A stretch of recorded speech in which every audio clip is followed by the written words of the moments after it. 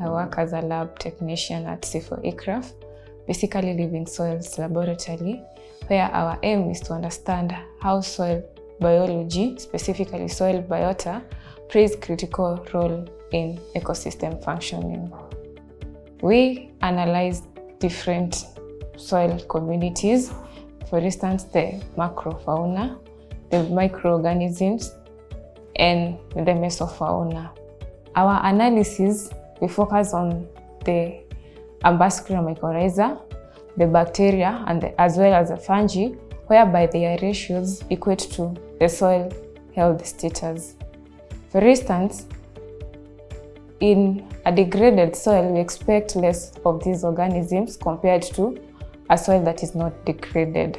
Assessment of these biological indicators will help us to restore these degraded lands, as we all know that healthy soils, healthy food, healthy humans. I would advocate for women pursuing more STEM courses and avoid the stereotype that women are seen as inferior when it comes to those science courses. Simply because the world of science, it's addressing the real world problems, e.g. the climate change and advancements of health discoveries.